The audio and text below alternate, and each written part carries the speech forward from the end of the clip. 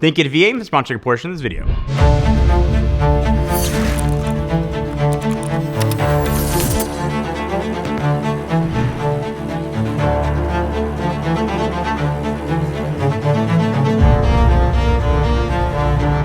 This is Apple's biggest mistake, and it might be one of the biggest tech misses in history. So in 2024, Apple quietly killed a project that consumed $10 billion and was using at its peak over 5,000 engineers over a decade. It wasn't the Vision Pro, it was Project Titan, Apple's secret autonomous car project. Just coincidentally, the same week they shut it down, ChatGPT hit 100 million users. And that timing's not coincidence. This is a story of how Apple's car ambitions killed their AI dominance before it even began.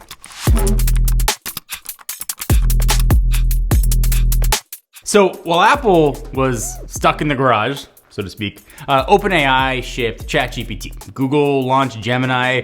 Microsoft did a big company bet on Copilot. Anthropic launched Claude.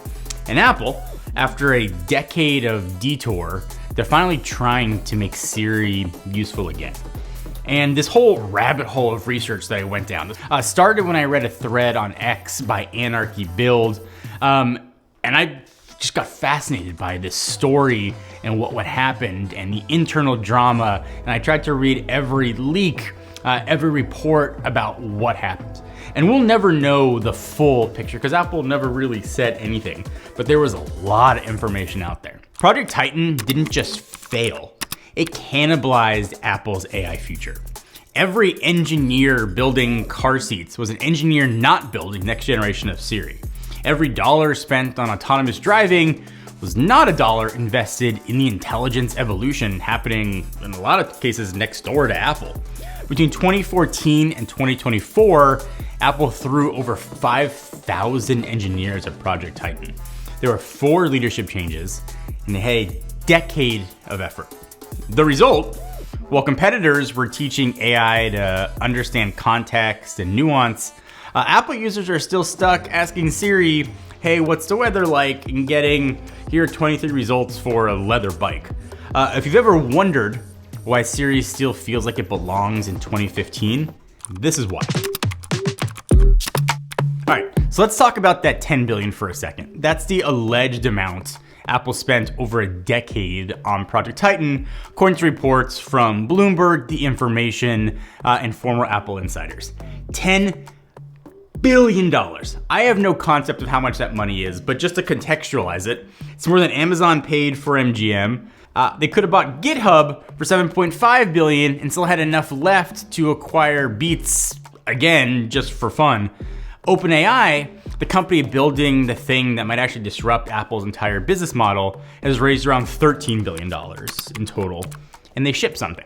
Apple nearly matched that, trying to build a car that exists only in memory, rumor, and a few probably dusty prototypes somewhere in Cupertino. So while Apple was busy not launching a car, someone else actually did launch something futuristic, but you don't drive it, it goes in your ears.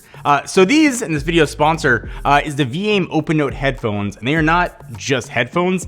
They're basically a personal AI assistant that you wear on your head, and these things do everything. You long press the side button and boom, instant flash record, phone calls, Zoom meetings, in-person conversations at the kitchen table, all recorded, transcribed, and searchable. And you can even activate the recording without opening the app. It's actually gonna tag who was talking. It works like a magic trick. It also does real-time transcription genuinely impressively. It formats as people talk, lets you highlight key moments, and then gives you a clean summary and to-do list after. So if your boss spends 25 minutes talking in circles, this will cut through the fog, give you 3 bullet points and a deadline. And you get more too. You're also getting real-time translation in 15 languages. So whether you're collaborating across countries, watching a video in Spanish, or trying to follow along with your kids' language homework, it translates and transcribes without missing a beat, all right in the app. These are one of those products I get excited about because they actually work as advertised.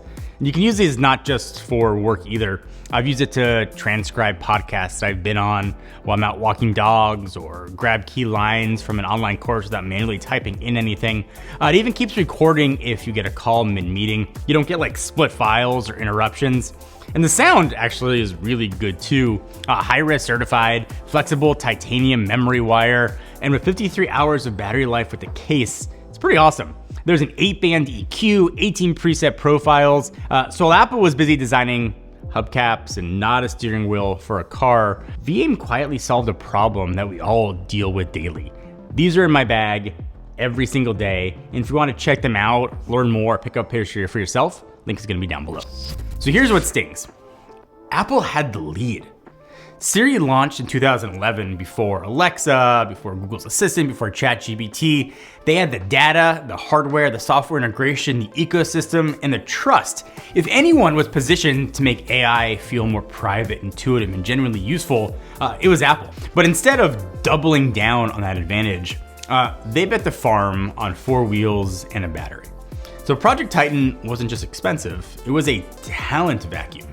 Those 5,000 engineers, a lot of them were AI and machine learning experts, pulled away from making Siri smarter to make cars drive themselves.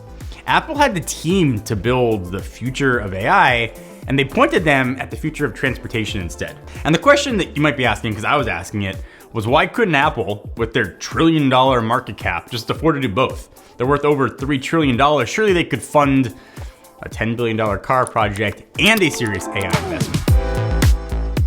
But that misunderstood how breakthrough technology tends to happen. It's not about having enough money, it's about having your best people focused on the right problem.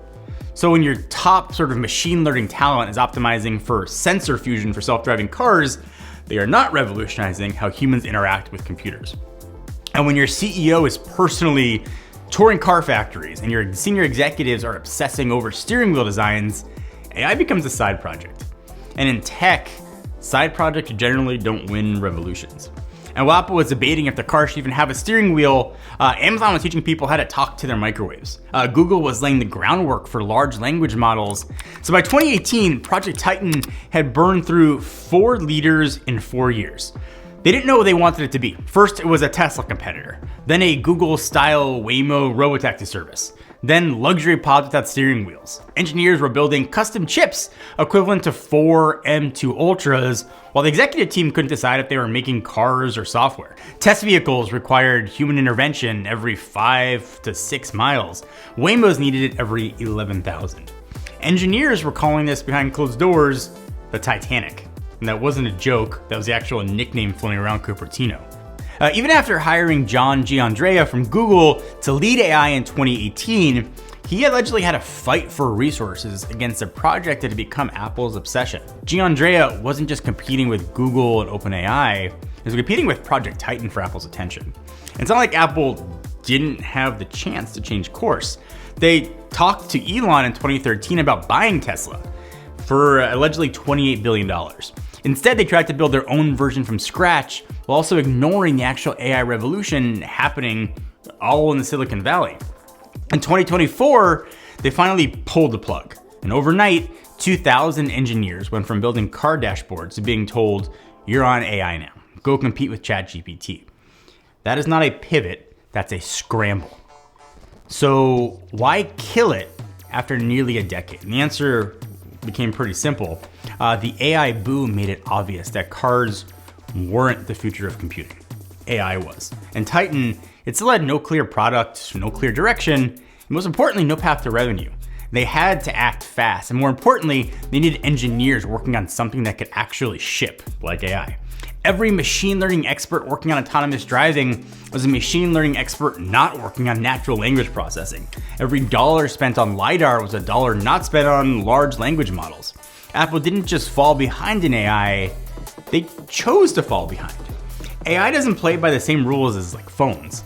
Apple used to, and their approach for a lot of things was to wait, polish, and ship late but close to perfect. That doesn't work here. AI evolves weekly. You fall behind once, and you're not just behind, you're almost irrelevant.